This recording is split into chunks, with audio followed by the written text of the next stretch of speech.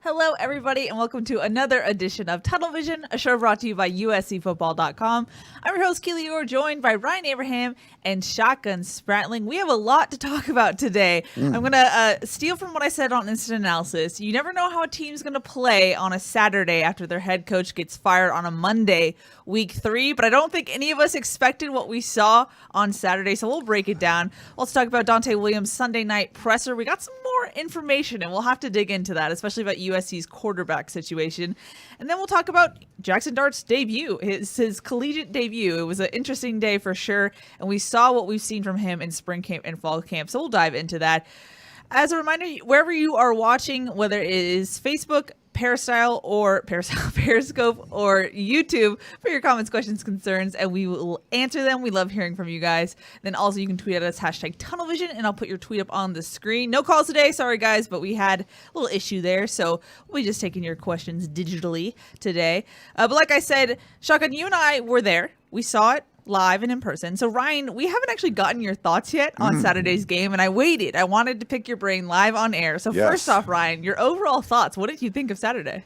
Yeah, it's sort of like, I don't want to say like a bad made-for-TV movie, but one of those things where it's like everything's going against you and it just doesn't seem like it's going to work out. Oh, it's 14-0. And then all of a sudden it's just like everything clicks and it's like boom. And, and throwing the backup quarterback thing, which is, probably the most popular guy in sports, always the backup quarterback is always very popular. And when he comes in and does a great job. Very popular today. Very popular. Yes, we're going to get into a lot of that stuff. I think, we titled it, it was an amazing debut for Dante Williams as the interim head coach. And obviously Jaxson Dart, the freshman quarterback, showed that he can play Division I football. Sometimes you get a freshman, you're coming out of high school. You just don't know if they're going to make that transition and be able to be on a big stage and play college football. I think Jaxson Dart showed he's certainly capable of doing that because we got to see some amazing stuff from him. The gunslinger mentality that you guys have talked about, everyone's talked about, where there's going to be some good and some bad, turnovers and such, but there was also a lot of good, and he made things happen. And there's a Sam Darnold sort of feel a little bit where if a play breaks down, he can do things with his legs and make things happen. And I think that's what a lot of people really like about him.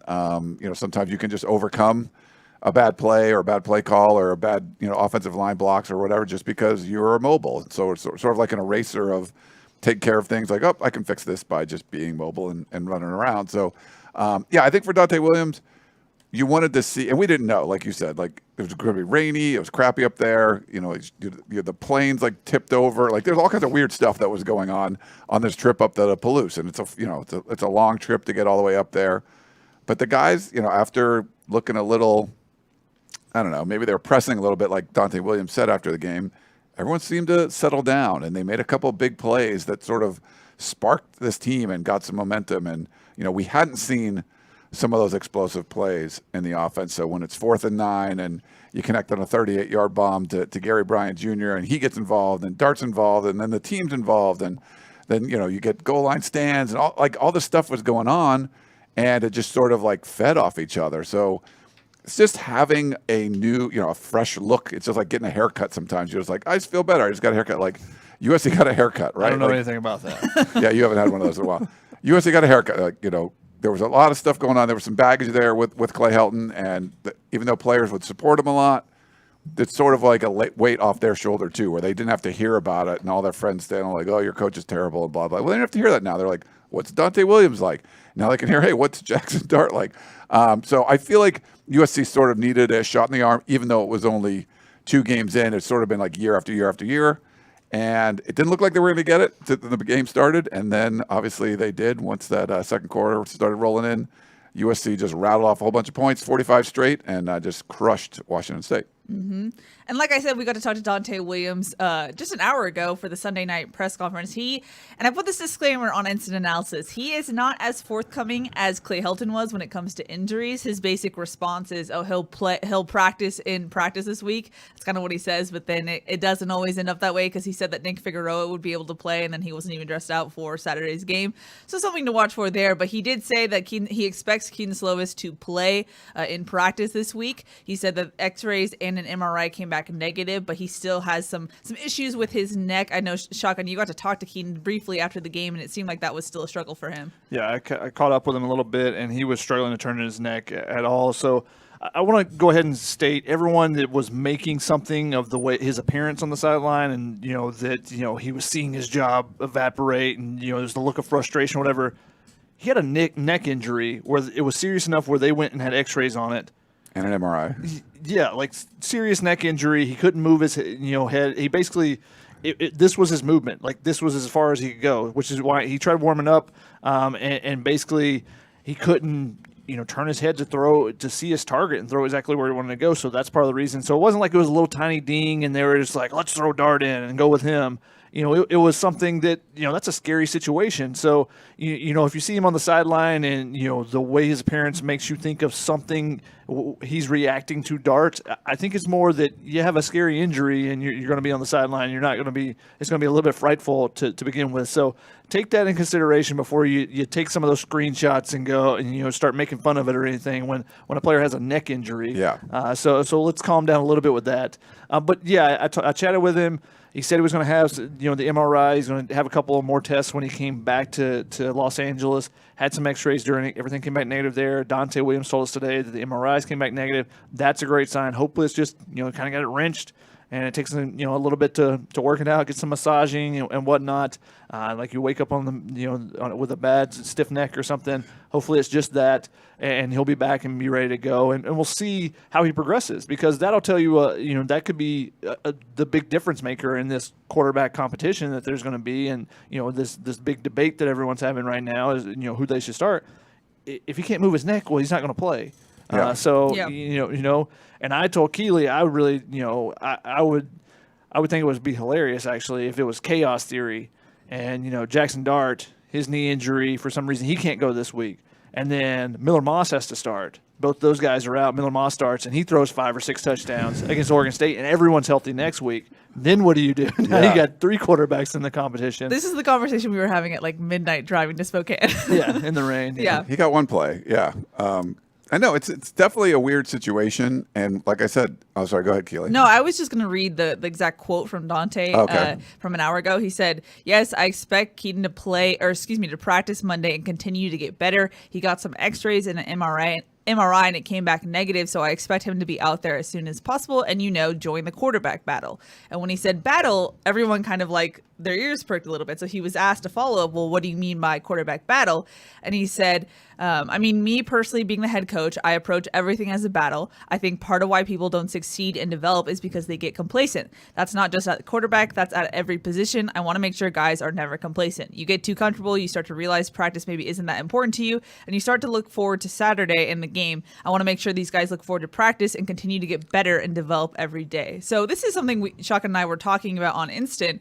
This is not something new for Dante Williams. This is how he approached the cornerback position. If we talked to Chris Steele or ITS ever about, who's going to play opposite of you, they would always go, well, I don't have a starting spot. That's not guaranteed. So that's just kind of Dante's mindset. But Ryan, how do you weigh these comments with what we saw on Saturday? And it seems like at the very least, Dante is making this a unknown variable for Oregon State, because he said they want to make this decision as late as possible to bring some trouble for Oregon State. So at the very least, it could be just a competitive advantage type of thing. Yeah, for sure. He did mention that, and it's like it's not our problem. It's it could be Oregon State's problem, which you're preparing for Jaxson Dart or Kedon Slovis. Certainly, this is something. It's an interesting wrinkle that Dante Williams is throwing into this, and the battle that's going on at every position, who's going to win out. I think the question came up about splitting reps in practice, and he said they just split reps anyway. But there's a clear number one and a clear number two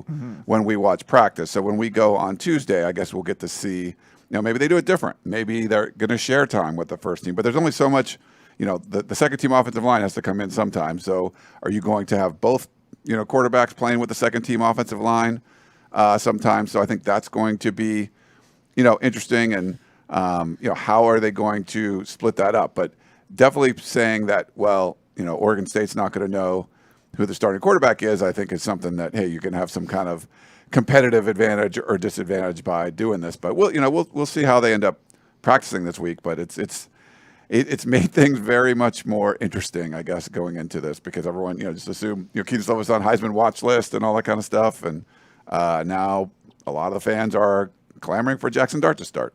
Yeah.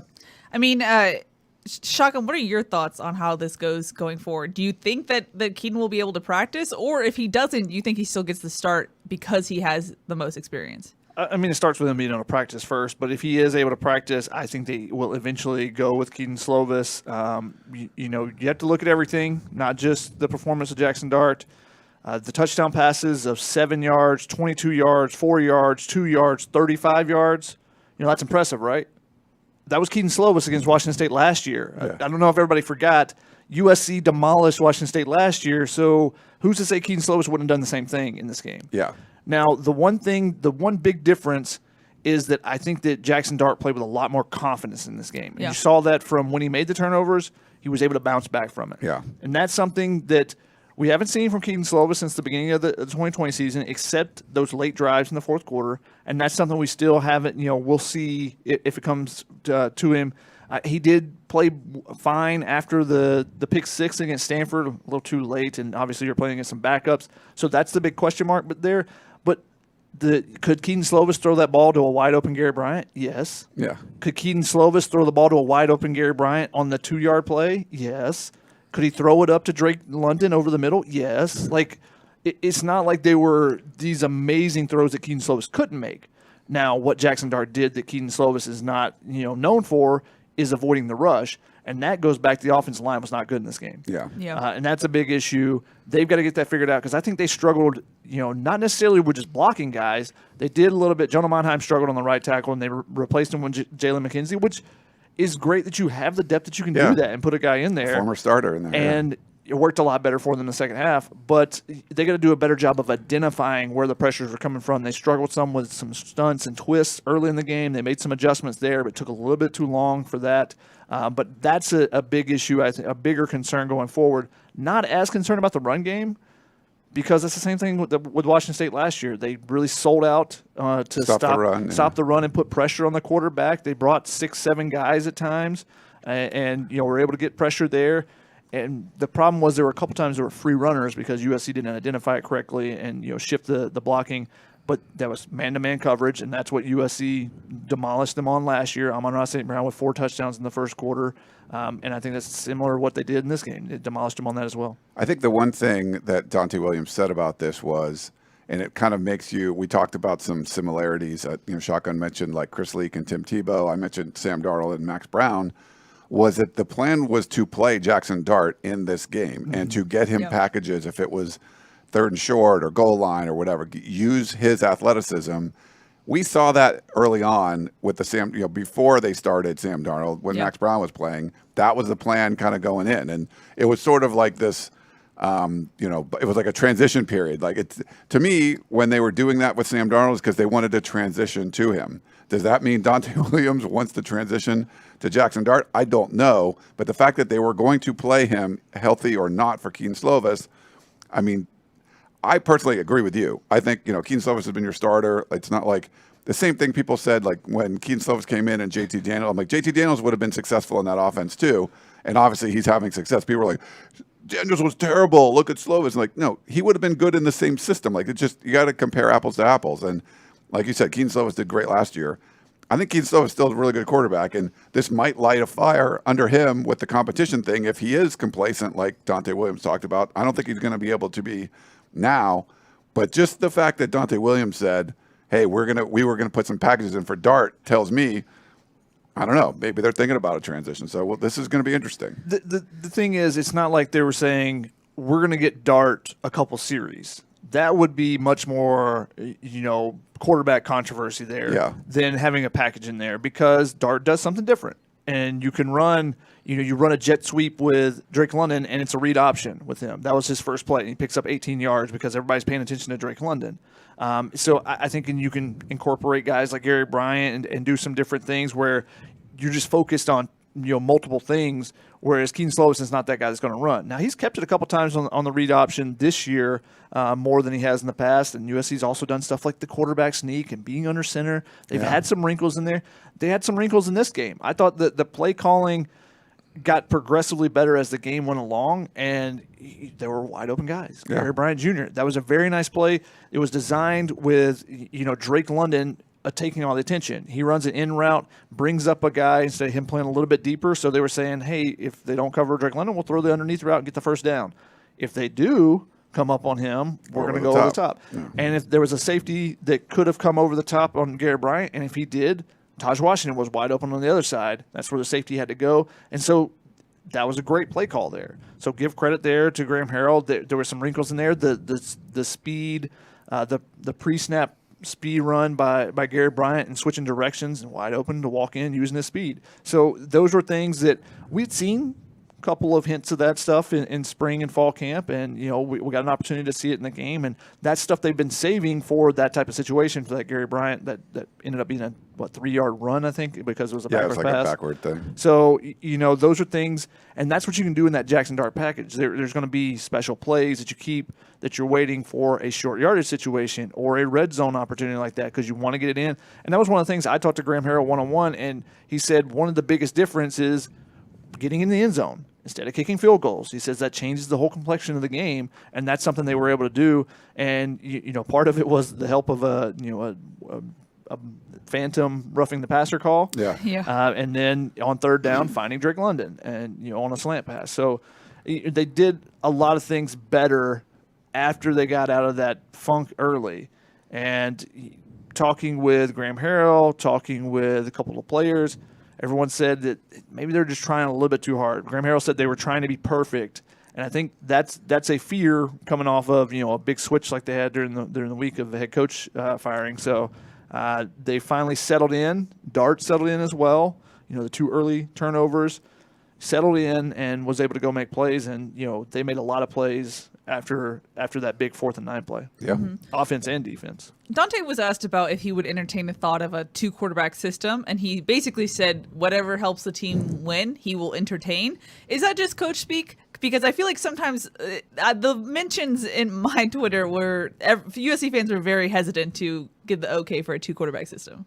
I think it was coach speak, but okay. I mean they would play Dart, and like if say Slovis just comes back, he starts again.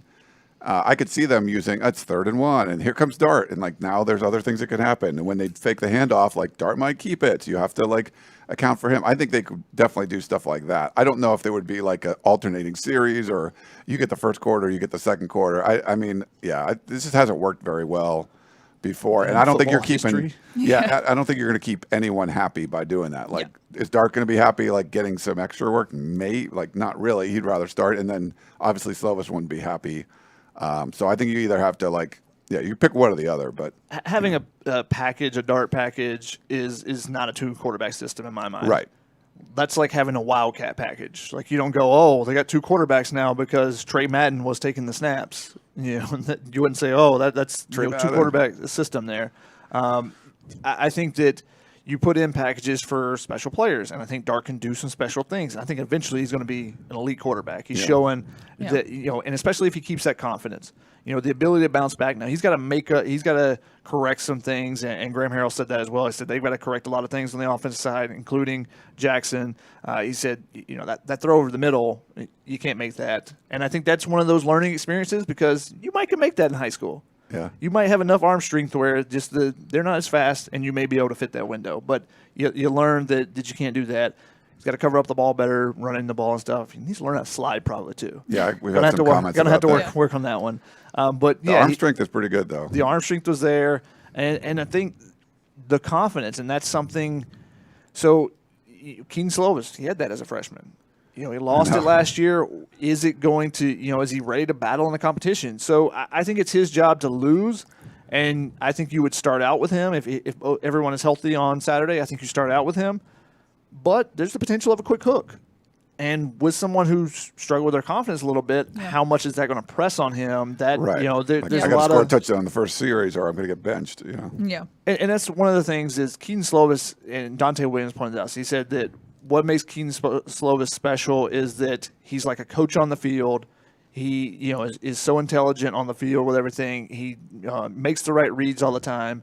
And that's what is the difference right now between a veteran Slovis and Dart, is that Dart's not going to make all the right reads every single time. He might miss a read, but then he might also make a guy miss and then find someone else on the, on the scramble drill. So, there's two different skill sets there, and I think both of them can contribute. I think, in my opinion, Slovis is the starter until proven otherwise. Yeah. Here's the thing that's funny, real quick, Keely, get your thoughts on this too, and Shotgun. Sure. We've seen USC quarterbacks sort of like, it's like a peak. It's like you're starting off pretty good, and then there's like this regression. It's like the more coaching you get, what was it? I forget. It was even like years ago.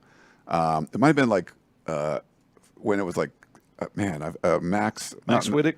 Max Whittick, like, came in and like played well, and then he had like a week of practice and he looked terrible. Like after that, I think it was like the Notre Dame game or something. Like it seemed like the more coaching that starting quarterback got, like the worse they were getting. I'm not saying that's the case, but it just seemed like that's something that's been happening around USC. Like, just throw him in, and like just Slovis, like his freshman year, like he didn't expect to play, just throw him in, boom, he's great, and then you're like, oh, let's coach him up. Like, okay, now he's worse. Like, what happened? I think as freshmen, it's easier. Actually, Brock Huer pointed this out. He played quarterback, so he has pretty good perspective on this. It's easier to go in when someone gets injured as the backup versus as a freshman, rather than having the week and knowing you're going to start and you're thinking about it and like, I got to do this, I got to do this. Whereas like you get thrown in, someone like Alex Stadhouse in that Stanford game, someone's like, dude, you better grab your helmet. I think you're going to have to go in. Yeah. And you're like, all right, let's go. And you just go do, and you don't overthink everything. And that's a danger with freshman quarterbacks in particular, is that you start adding more game plan, you start doing everything else, and you start going, okay, I got to remember to do this, I got to remember that. And like, does it weigh on you and become a burden, or do you play fast and loose? And Jaxson Dart looks like he's a guy that will play fast and loose. Yeah. Remember Matt Fink, like, does amazing in YOLO the YOLO raid. game, Yeah. YOLO raid. Then he starts at Washington and like throws 3 picks or whatever. Like, And also there's a difference when you come in off the bench and the other team has no tape on you versus suddenly, they're prepared for that read option, or they're prepared for what you do well versus what you don't do well. Well, that's my question for you two. I'm going to poll you. In your opinion, what had the biggest impact on USC's offensive improvements on Saturday? 1, offensive adjustments. 2, Dart's skills / Wazoo not having any tape on him, really. Or Wazoo just not being a great team. I mean, can I go? I mean, there's a little bit of all of that, but I would say Dante Williams had probably even the biggest influence of just like, hey, this is going to be a different sort of team, and seeing, hey, Jaxson Dart's going to be in there, and just let him go and YOLO it up and just like go out there and make a bunch of plays. I think all of that were contributing factors. I don't think Washington State's that good. USC threw all over them last year too. That was their best offensive game.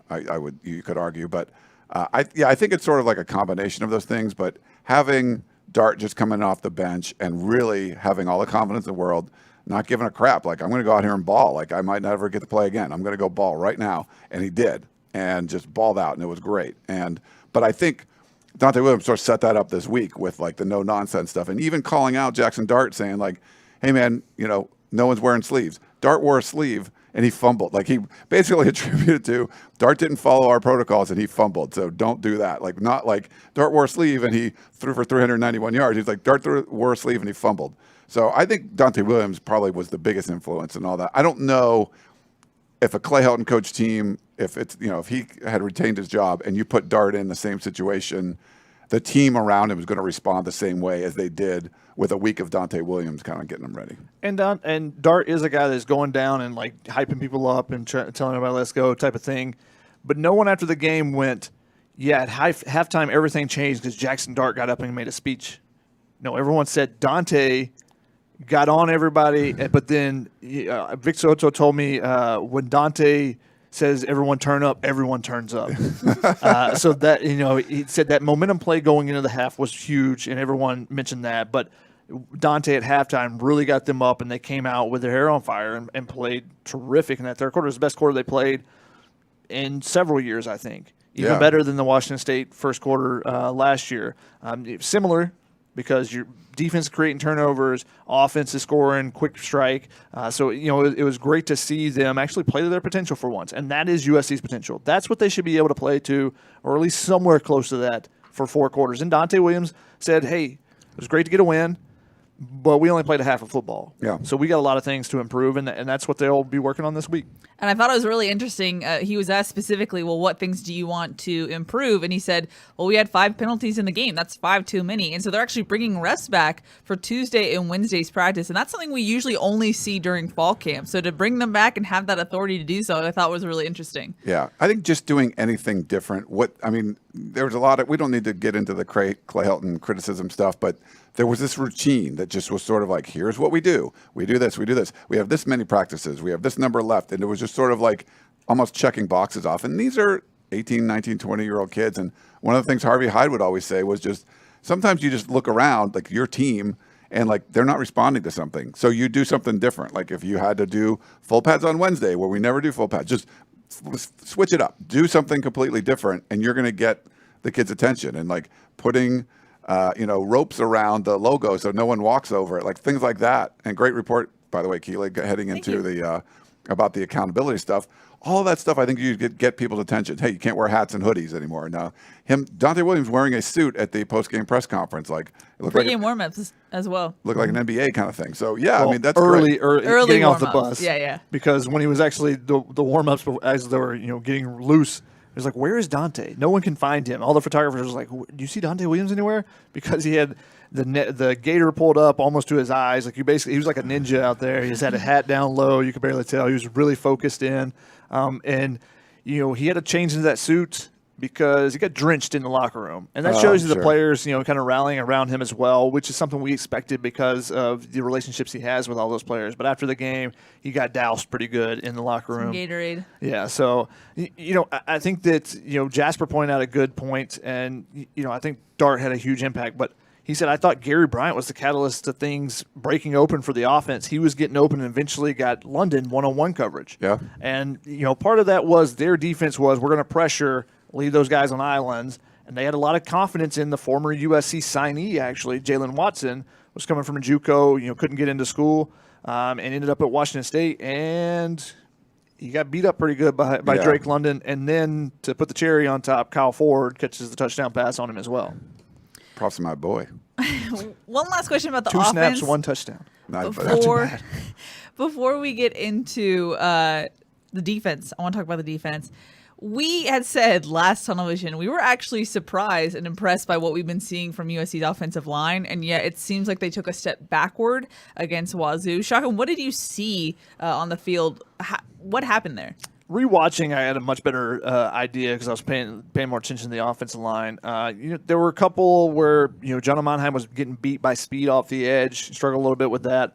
But the main issue for USC's offensive line was they struggled to communicate with twists and stunts and basically switching over who you're supposed to be, blocking and trading off and stuff.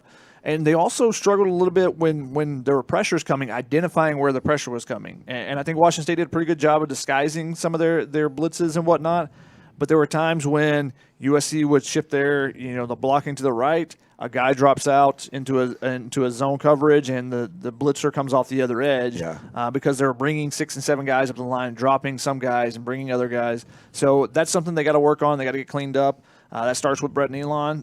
He's the center. He's the one that everyone's looking for to make those calls initially. Everyone's helping out with that, but it's on him to make the primary call. So, you got veterans on that offensive line. They got to play a little bit better and, step up. And I'm not as concerned about the running game, like I said, because I think that's the game plan you would get from Washington State, that if they're going to play you man-to-man, Stanford's going to play you man-to-man in 2019, then you're going to throw the ball out to the wideouts and go, go let Jaxson Dart, go let Kedon Slovis make their plays. And I wanted to point out, I mentioned this to Keely last night. Think back to 2019. If JT Daniels would have had a sprained knee instead of a torn ACL, and he's ready to come back after the Stanford game, everyone would have been like, no, Kedon Slovis has got to start. If you wait a week later and he's ready to come back after the BYU game, is everybody going, oh, Kedon Slovis, there's no way he can start over JT Daniels. Yeah. And that's how quickly things can switch. So how is Jaxson Dart going to fare when he sees all zone coverages and everyone trying to drop back and keeping a spy on him so he can't run? So there will be, if he plays, if he gets another start, if Kedon Slovis is not able to go or whatever it is, they will be focused on him. Their attention will be on him. It'll be a much different game plan versus getting thrown in there as a backup. Yeah, I think as far as the offensive line goes, I think you're trying to fix some problems, and Dante Williams talked about that on the press conference. He's like, that's not going to happen. We're going to fix all this stuff. But I don't think that – I think Clay Helton kind of got too caught up in – we saw LSU score a whole bunch of points. They threw a bunch of yards, but they ran for 170 yards a game. So they sort of like just pick these arbitrary numbers and try to hit like goals and things, and just like that's not the way – like if the flow's going – what was it, the USC Rose Bowl game where like they were doing a pretty good stop in the run and Pete Carroll's just like throw the ball all over the field, like just like and all they did was throw the ball in the second half and just absolutely throttled them. Like if that's what's going to work, do it. Like I don't think you need to go, well, we need to make sure we get 170 yards rushing because that's a key to like an offensive key or something. Like it just doesn't make any sense. So I like the way they did things. If the run game's working, great. If not, and you're just throwing the ball over the field, just throw the ball over the field. If you can't throw and you can only run, just keep running at them. I mean, I just do what's working and not worry about, like, we have to hit these milestones or whatever. Yeah, if they put 9 guys in the box because you have a stout running game, then you throw the ball. Yeah. If they put nobody in the box, then you run the ball. I mean, it's kind of they're like, well, we have to do this. Overly simplistic, but, that goal last year was, I think, 170 yards. They ran for that in the first 2 weeks. Would you say the offense looked better yesterday when they didn't run the ball well, or those first 2 games? They put up more points. So I mean, 45 works. straight points. Remember my thing? Points. Just put up points. I don't care what you do. Just put up points. And a big part of scoring 45 points is finishing in the red zone. Yep. And defense, which I want to talk about next, thanks to Drake Jackson and Tui Pelotu, right? Shotgun? That was Tuli, who? Yep. It was really interesting. I think the main question we wanted to ask the defense in the post-game interviews, what adjustments were made in the second half? And the funny thing was that they were kind of like, nothing much, really. I mean, I talked to Chase Williams. He said that they tried to disguise their blitzes better. But other than that, they were like, we just had to settle down and stop pressing. I thought that was kind of ironic, Shaka, because we were not expecting that. Yeah, I think that you look at now watching the film, there's a little bit, or watching the broadcast over, a little bit of adjustments made, but no wholesale changes. They didn't go, because they played quarters defense pretty much the entire game, which 7 DBs on the field. Chase Williams was playing that kind of faux linebacker position like Talanoa Hufanga did last year. And I thought he played much better as the game progressed because I think he started understanding what Washington State was trying to do. And once he did that, like that tackle on Max Borghi right before the strip sack, they try to run the ball up the middle, and that's, they had been having success with basically that same play early in the game with Borghi. He'd run for a good amount of yards in that first quarter. Stops him at the line of scrimmage, maybe a tackle for loss. Next play, Drake Jackson comes around the edge because it's 2nd and 10. Quarterback's looking to make a throw, gain some more yardage, get out of the the shadow of the goal post. Instead, he gets to walk to the sideline and then come right back out because he gave up a touchdown on the defensive side. But I think that Chase Williams played a lot better there, and I thought that there were some small things they did where they brought the defensive ends a little bit in because initially they were really wide, and the defensive ends were holding the edge, so they're getting out wide and they're just kind of running inside of them and asking those safeties to feel a little bit more. Well, use those big bodies a little bit more to create the initial line of defense and then have the safeties get outside. So there was some subtle adjustments there, but really that's what all the defenders said is like, we just basically started doing our assignment. And I think, again, it goes back to everyone was pressing a little bit and trying to do a little bit too much. Like, let me do my job and let me give an extra 25%. And that's what you can't do. You can't say, if I can do my job and help him out doing his job, just focus on your task, do your job. And if all 11 guys do that, then that's when the defense should work. That's when the offense should work. You can't worry about everyone else at the time. You just got to focus on yourself. Yeah, they seem like they settled in a little bit more, Keely, I would say, for sure. It definitely helped that the offense got a spark. And I think that sparked, getting that goal line stance was a big one. Maybe that led to the Gary Bryant touchdown, and then you got some momentum. And I think Washington State started to press a little bit once the tide had turned. Like they were coming out, hitting, and Jaden Laura gets banged up a little bit. I thought they got away from Max Borghi, who was really successful early on. That was weird. A lot of criticism of Nick Rolovich and the way he's handled things. They've done a lot. They've peaked and then they've like kind of petered off. I mean, when they lost to Utah State, they gave up like 15 points in the fourth quarter or whatever. So we've seen this from Washington State a little bit as well, sort of like a reverse of what we saw from the USC game last year. But overall, I think the effort was good, and maybe it was just sort of a feeling out period to start the game. But there's going to be different circumstances, situations. The defense has to come up and play well for whoever the other side's going to be quarterback wise. Because Dart's going to see some different coverages. You're going to see different things. No one really knew. BYU sort of set that, like, well, we're going to do this and see what happens. And Dart's going to see some of that stuff too. So if he ends up starting or whatever. So, yeah, I think it was good that the defense put in that kind of effort. But it just took a little while, I think, to settle in. Mm-hmm. Speaking of took a little while, USC recorded 0 sacks in game 1 and 2, but 3 on Saturday. Shotgun, what was different about USC's pass rush? I mean, Drake Jackson just beat a guy, and there was a backup quarterback who didn't feel the pressure. That was one of the things that changed in this game as well. DeLore got banged up. Now he came back in, throws an interception to Kalen Bullock. But, I think that when you come in, you've only been in for a series, you're not getting necessarily the feel of how quickly that a guy like Drake Jackson comes off the edge. But they brought pressures from all different areas. So their 3 sacks were a defense lineman and Drake Jackson. Terrific play, just blowing by a guy, making a huge play. Tuipulotu really aware on that play. If you watch the replay, sees the ball come out and dives in and gets it and steals it away because the quarterback had his arm on it. Tuli steals it away, so it's a touchdown instead. It's 7 points versus 2 points. But then the other 2 sacks, the first one of the season was Kanai Mauga on a pressure, and that was also Drake Jackson.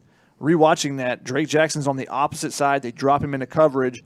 All the blocking goes towards his side because that guy's a menace. We got to block him. Well, then they bring pressure and multiple guys from the other side. He comes free, wide open, gets the sack. And then the third one was Jalen Smith, a safety, a nickelback. So, you're from all 3 levels. And I think that's when this defense is going well, is that they're bringing pressures that confuse an offense from different places. So you're getting different guys are getting there to the pressure or getting pressure because they're not getting a ton of just, their defense linemen just manhandling the offensive line. Part of that is Nick Figueroa's not out there.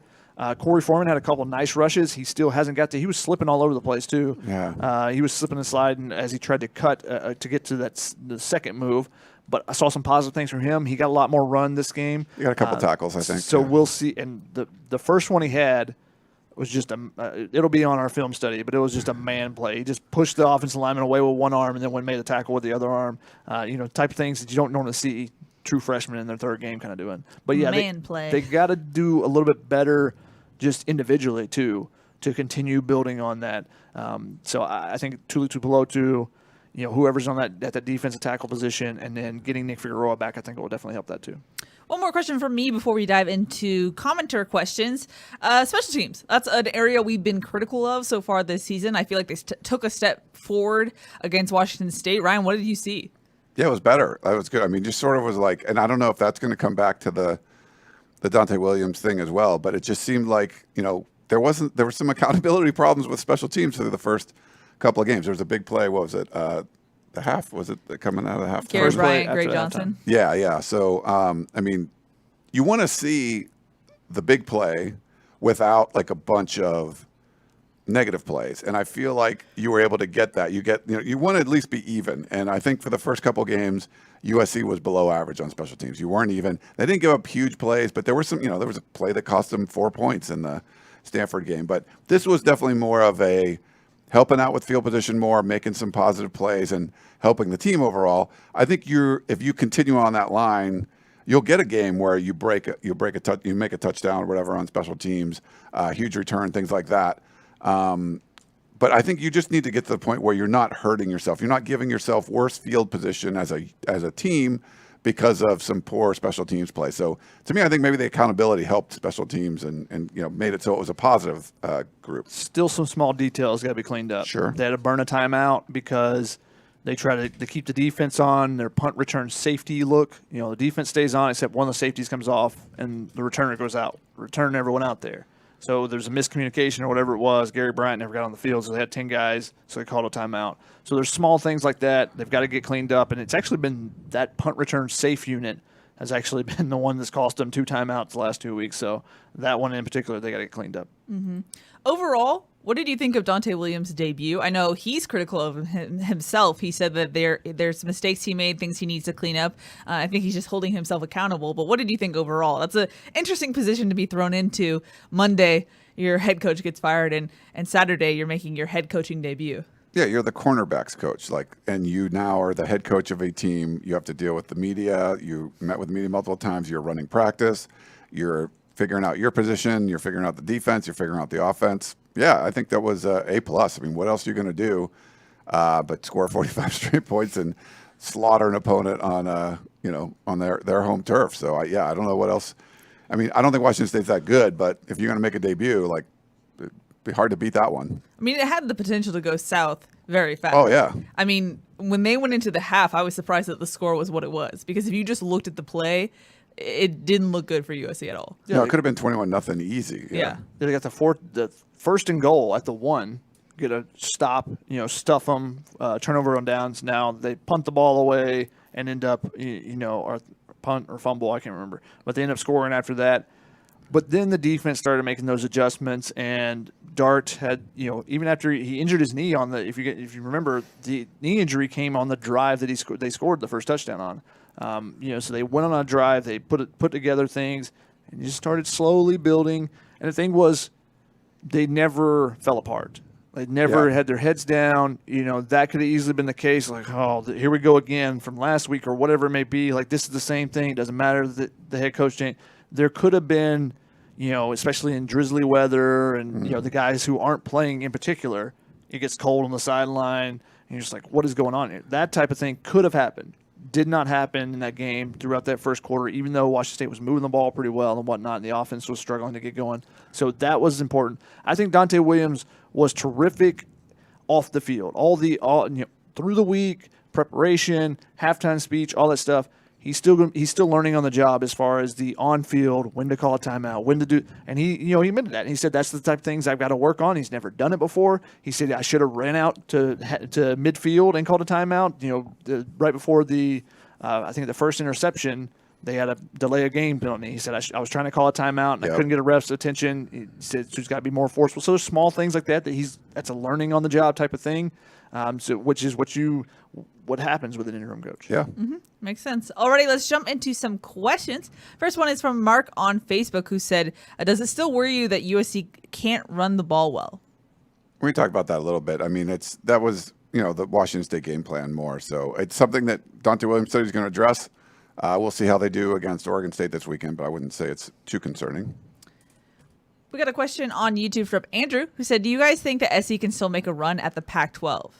Did you watch the South yesterday? Yeah, I was going to say, USC is the only team in the South that won. Arizona lost to Northern Arizona as a 26.5-point favorite, I think it was, or 16.5. We didn't even have a line when we picked the game earlier because it's an FCS school. And it's an FCS school that was 0-2 in the FCS. It wasn't like Montana, which is actually a pretty good FCS school. This was a bad FCS school that Arizona lost to. So Arizona State had 19 penalties. They had 3 straight false starts. Keely and I were watching that game while we were having dinner, and 3 straight false starts down by and they had a big interception. They give up a fumble on the interception that would have been a game changer.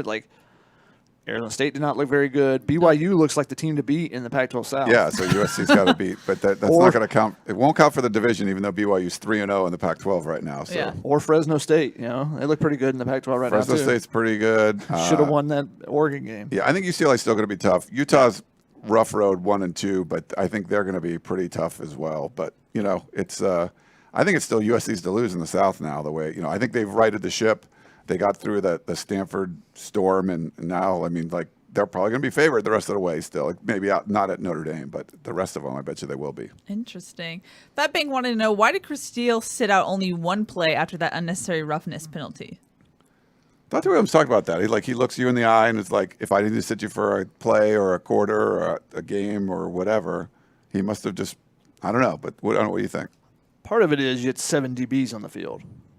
And, who are you putting in? Jaden Williams, I thought, played really well at the cornerback spot. He was on the outside often. Chris Steele was actually playing inside in a slot role a lot of the time in that game. So, are you putting in Prophet Brown or Sierra Wright early in that game when you're struggling on defense? I don't think that's necessarily the move you want to do. You make your point, and then or Josh Jackson, another guy who's inexperienced.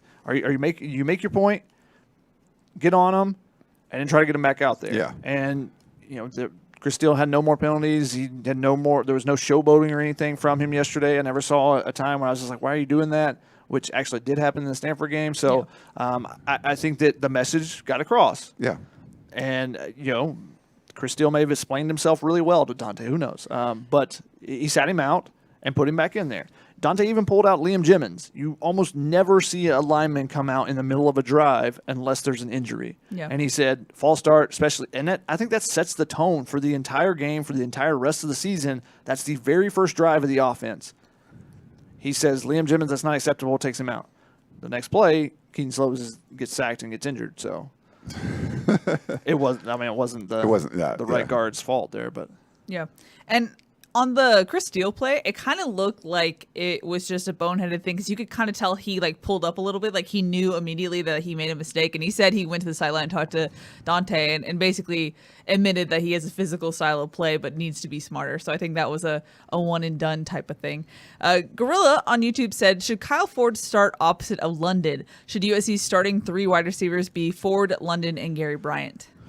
He only got 2 plays for I think it was 2 plays. Yeah. Because they came in and I was like, it would be great to see them run the ball and actually, put it in. They were like, let's just throw it deep. And I was like, I guess that works too.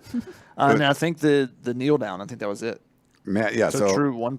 No, actually, I take that back. He played earlier in the game. He came in and he blocked on a run play. So okay. That's the second play. So I don't think he's going to be starting if he only played like 2 or 3 plays, unfortunately. But, I'm a big fan. He did score a touchdown. He and Josh and John Jackson III both have every opportunity they've gotten so far this year. They've made the most of it. Yeah. John Jackson had, I think, 2 catches, and he had a third one where he was out of bounds. He was sliding to try to make the catch, and they called the penalty for illegal touching, but goes down and makes the catch. Not an easy catch there. So those guys continue to make plays, and if they continue to do that with even the little tiny opportunities they're getting, I think that eventually works their way in.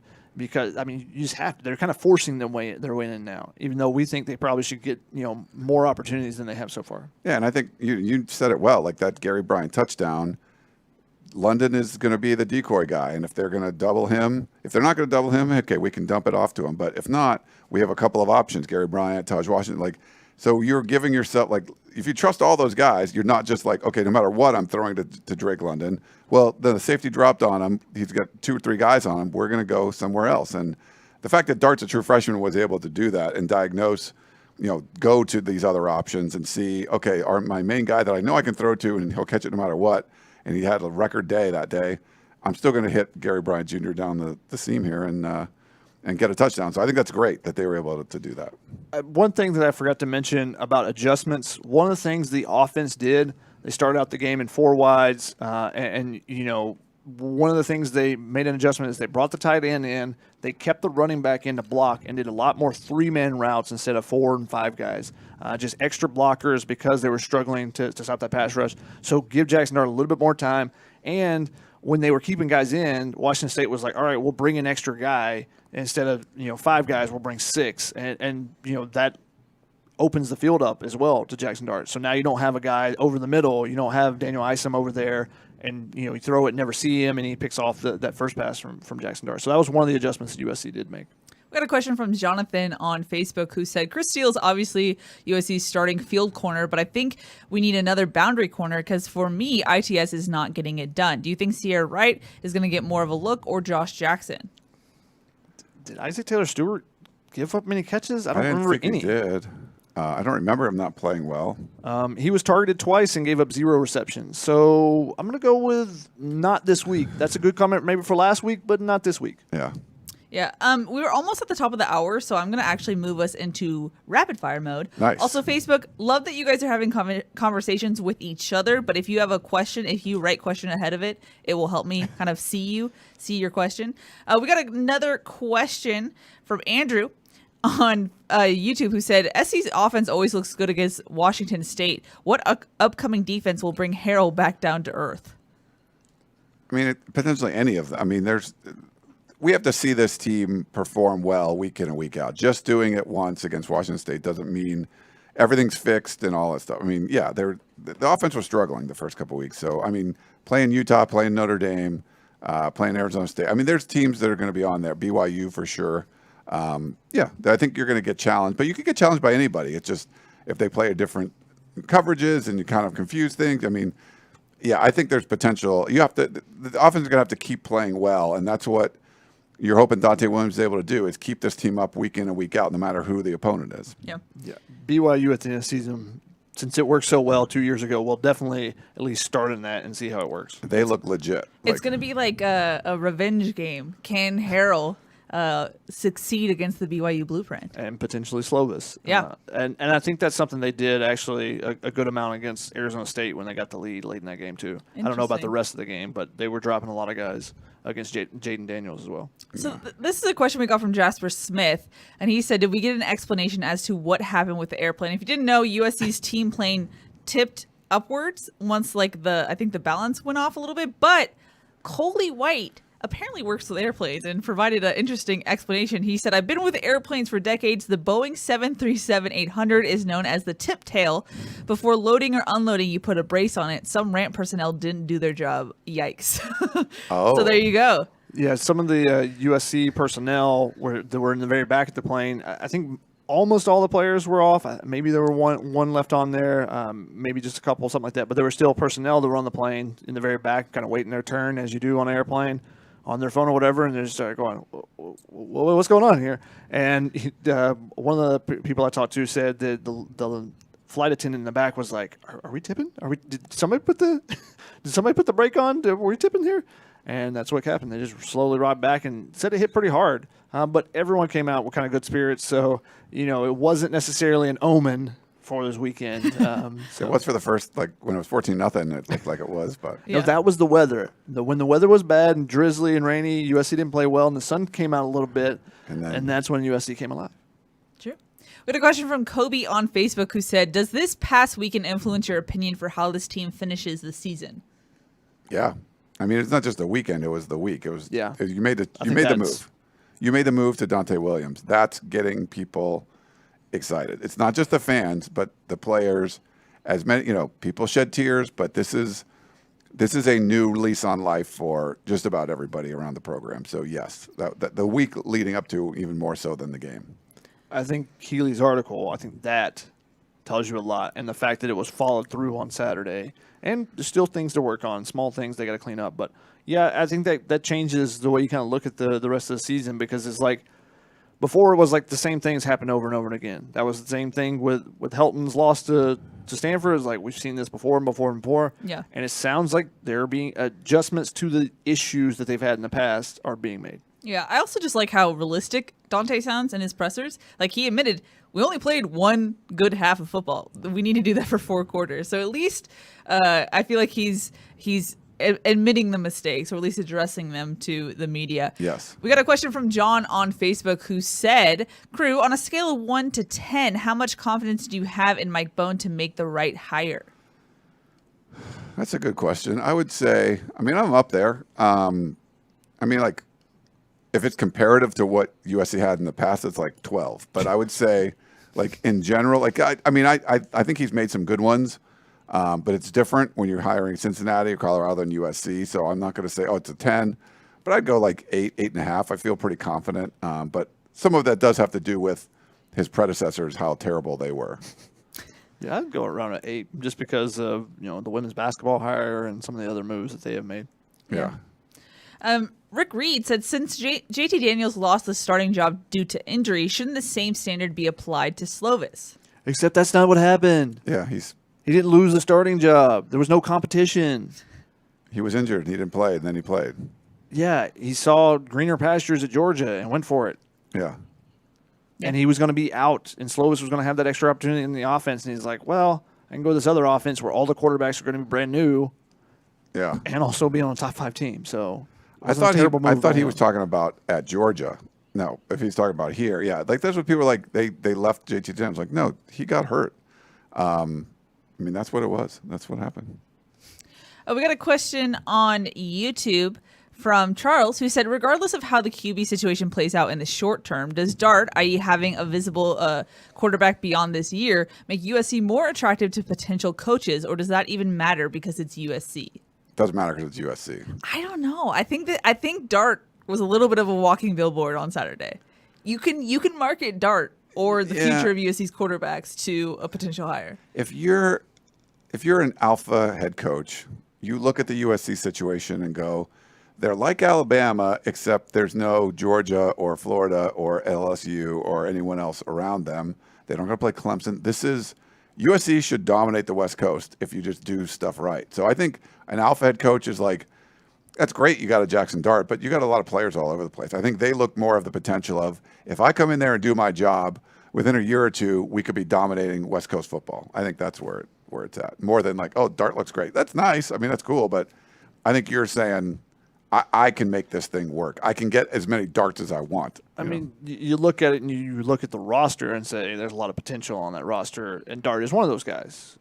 Miller Moss, I think, is one of those guys too. I think he's a quality quarterback as well. So, there's plenty of young guys on this team. You go, I could do some fun stuff with those guys. Yeah. Corey Foreman, Rajon Davis, all those guys that they brought in this recruiting class that just came in. You go, I could do some stuff with them. Yeah. We had a question from Phil, who said, did it look like Dart was more willing to give covered receivers a chance compared to Slovis? I mean, what were people so upset about in the first 2 weeks? Because no one was open. Because he was throwing to Drake London too much. And that's basically the exact same thing that Dart did. And no one's complaining that he's throwing the ball too much to Drake London here.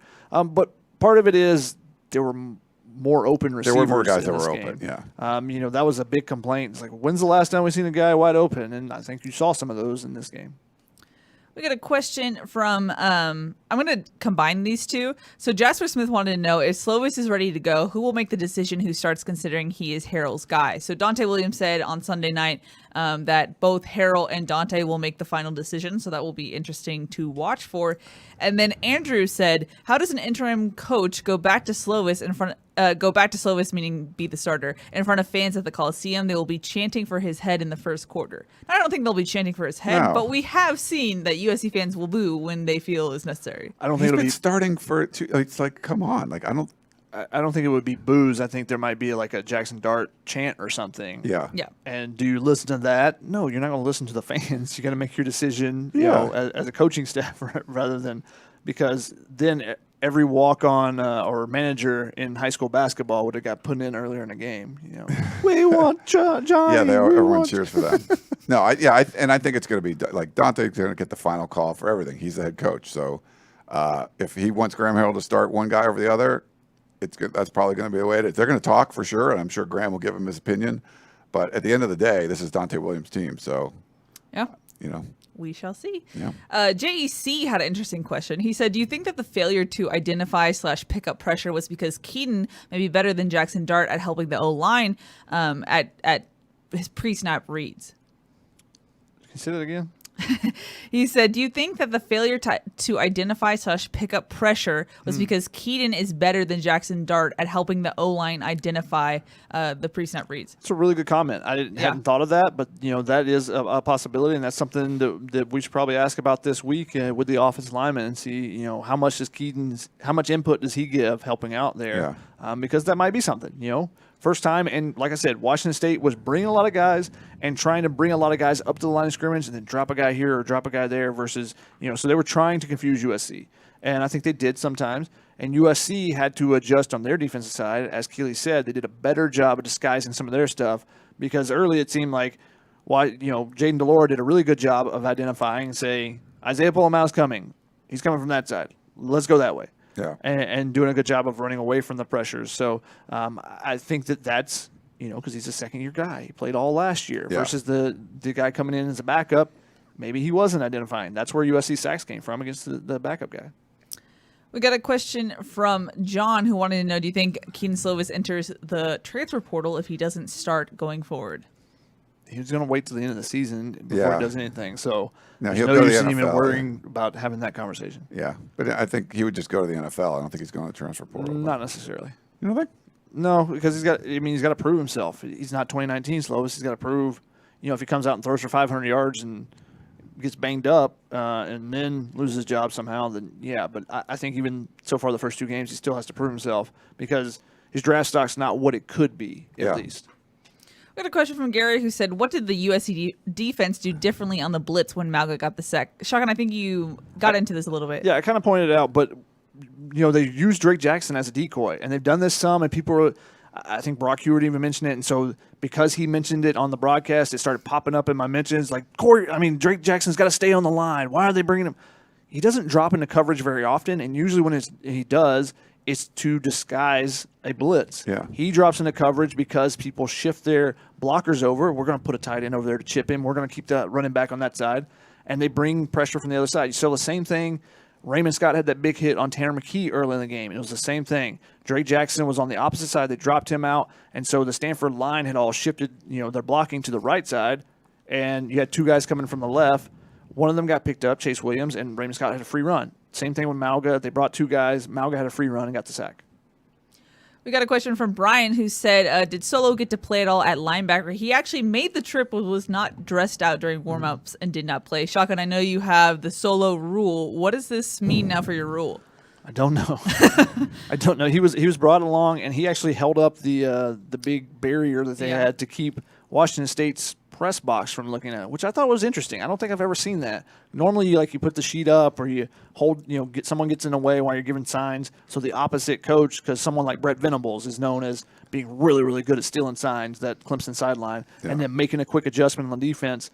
I don't think I've ever seen those. Like, we're going to keep the guys that are, in the Washington State press box or, in the coacher's box from being able to use the binoculars on them. So that was interesting. Interesting indeed. Ryan, close your ears. Close your ears, okay? Okay. Big T37 said, how about Andy Enfield and the basketball team? Enfield acting like a big boy school, hires and recruiting, not to mention the Elite 8 run. Yeah, so USC gets another big-time 5-star commitment. Vince Uwachukwu, I believe is how you say it. I got to work on that one and learn a little bit more. Big Vince, we're going to go with. Good. For now. It looked very complicated. But another 5-star guy. He's originally from Texas. He's going to be playing at Montverde Academy in Florida this year. A little bit raw. Could be potentially a multi-year guy at USC. Don't think he's necessarily a one-and-done talent. So that's 2 big men that probably aren't one-and-done talents, which means multiple years for USC fans to get it. And USC's got a couple other, as Clay Helton used to say, big fish out there that they're trying to get. So, Julian Phillips, a 5-star guy that was on an official visit a couple weeks ago. Still got to check in with him because last week was so hectic that I have not had a chance to. Why was it hectic? I averaged 4 hours and 35 minutes of sleep, according to my phone. Yeah, I did not get a lot of sleep.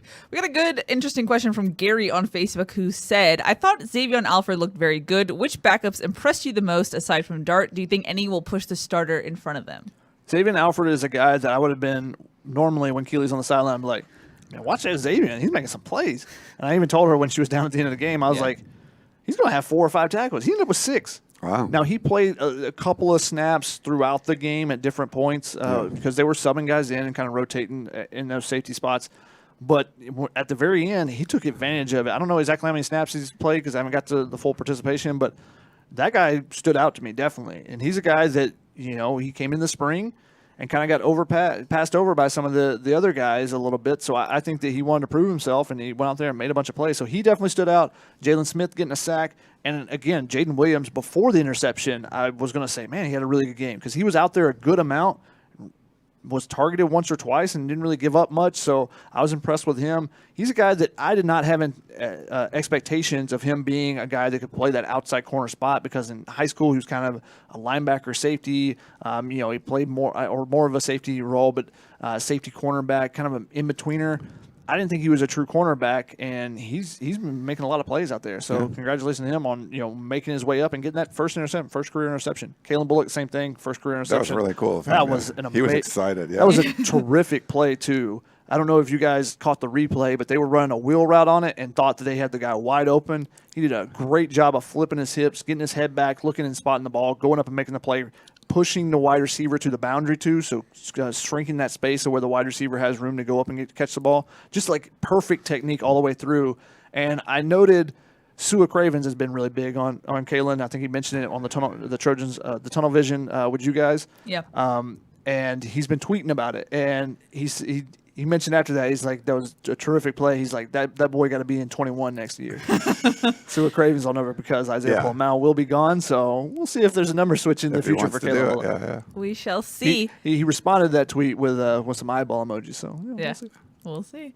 John really wants this question answered on Facebook. He said, for all three of you, Saban and Dabo are not an option. Don't think they were anyway, so thank you for the clarification. If you could pick any coach for USC, who would you take? I mean, I'd always go Urban Meyer, but he's got a job. That's definitely more realistic than but I don't think it's that realistic. But Nick Saban or Dabo Swinney. I mean, I'm warming up to the James Franklin stuff a little bit more. I kind of like that. I know some people don't. You've always been warm to that. You were never I cold. wasn't. I don't think I was in the beginning, but but I like Matt Campbell a lot too. Just the fact that he's also Power 5. Luke Fickell I think would be good. I know some people have. So you're just going to list every potential candidate we have on our hot board, right? No, I'm just saying those are my top three outside of Urban Meyer's like the dream, but like outside of him, those would be the three realistic ones I would go for. I'll go with the guy that's got the is at the next tier from the two that they mentioned, and I think that next tier is Lincoln Riley and Kirby Smart at Georgia. So I think I would go with Lincoln Riley though, because I just like offense more.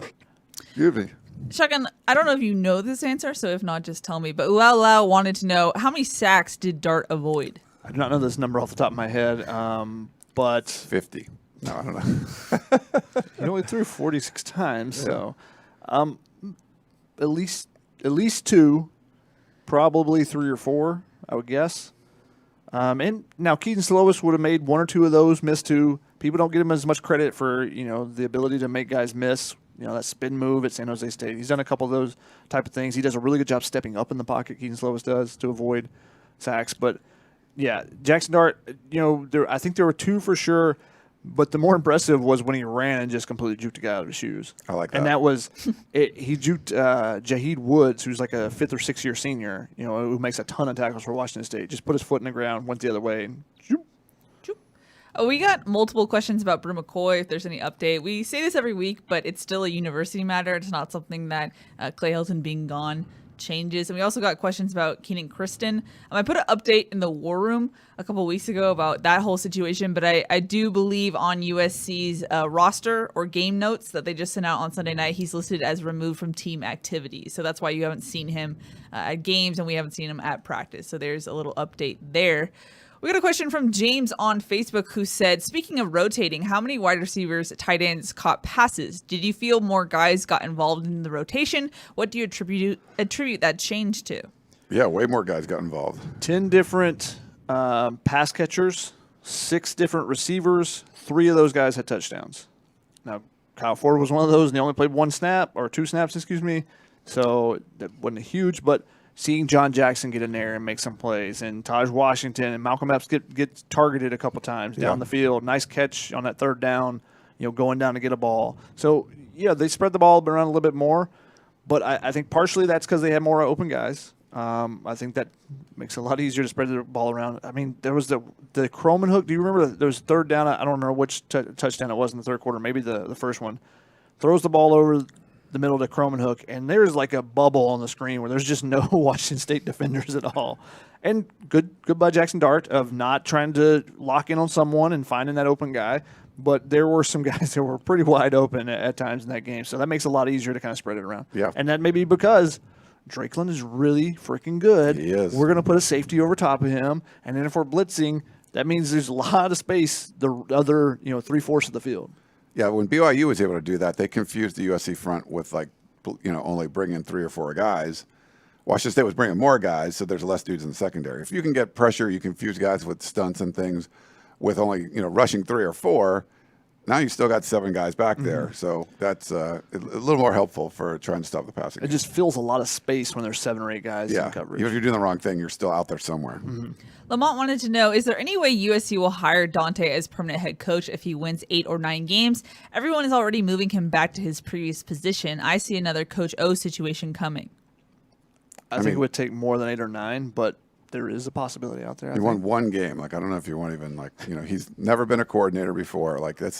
This is like. Wait, I thought we were getting Dart for Heisman shirts made. I know, exactly. Like, it's just one game. Like, I think it's a great – I said it was an awesome A-plus debut, but USC's made inexperienced coaching hires many times in the past. I don't think you can afford to do that. It would have to be something pretty damn special for you to hire someone that's never even been a coordinator before. Just my opinion. Andrew said, "How As Dart?" much as I like him, Sorry, Ryan. No problem. I think one of the things, real quick, that could help him out is how much he progresses in that on-field stuff that I talk about. How much of those things does he clean up as the season goes along? Is he making really good calls on when to go for it, for the fake punt or something? How that progresses could help his candidacy eventually. On that same vein, John wanted to know on Facebook, if USC wins the conference, how do you not move Williams to full-time?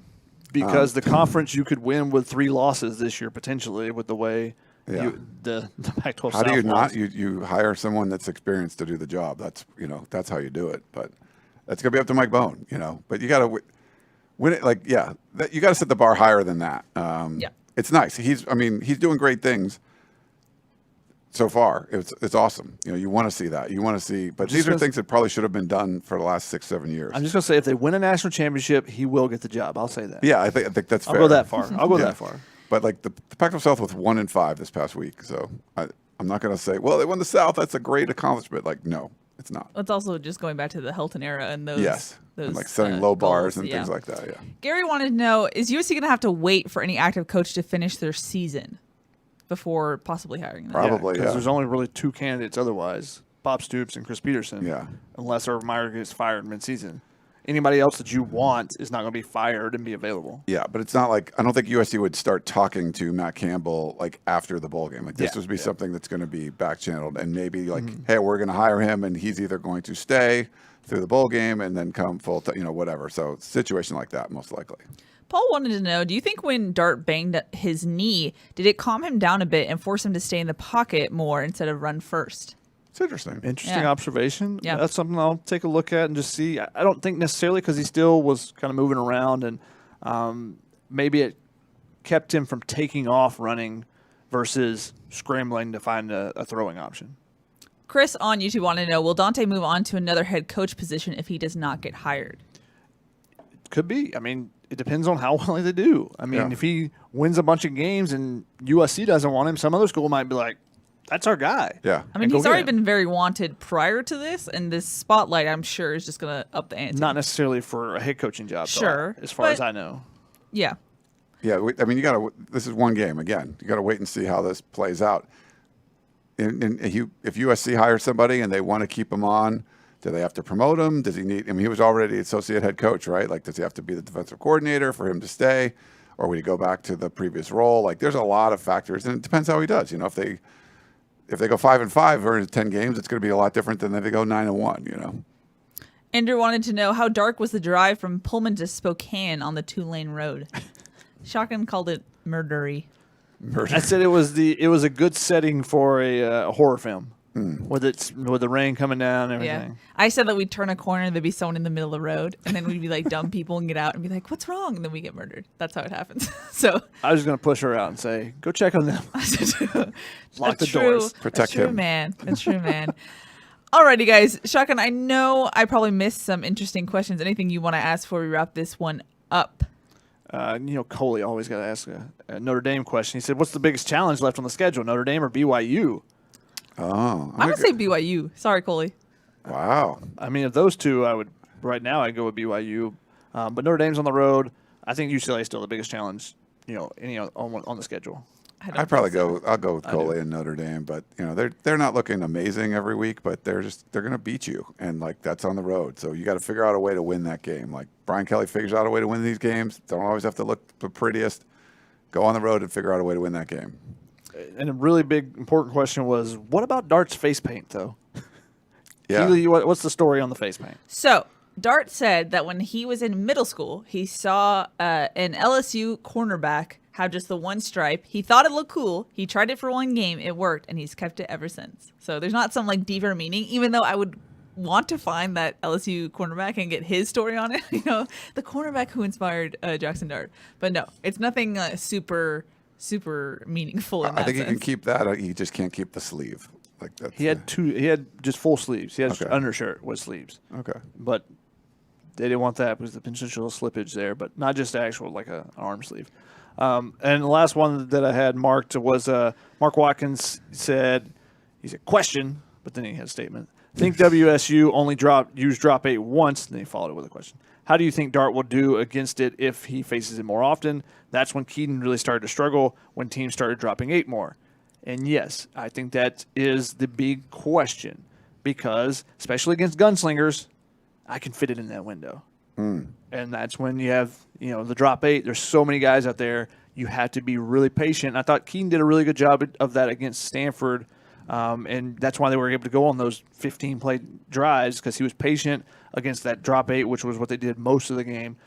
They just didn't finish in the red zone. So if they did a little bit better job than that, could have been a different game. And it could be in this situation where Dart can take off and run. Yeah, great point. And so Great that would point. be something you could do, and then you bring guys up and don't let them drop back into coverage. And who knows, if Kedon Slovis ends up being the starter again, do they do some of that zone read stuff and like we saw that one drive against Stanford where Slovis ran more because they know they have a capable backup and they're not worried about – they're not putting like bubble wrap on Kedon Slovis. Maybe they are willing to use a few more things and let him, he can run some too.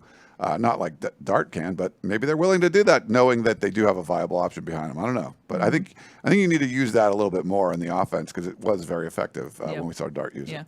Mark also said, Keely didn't pick a single one of my questions this show. I need a Dante halftime speech so I can step up my game next television. It's okay, Mark. She mentioned it, that she didn't like your questions at all, Mark.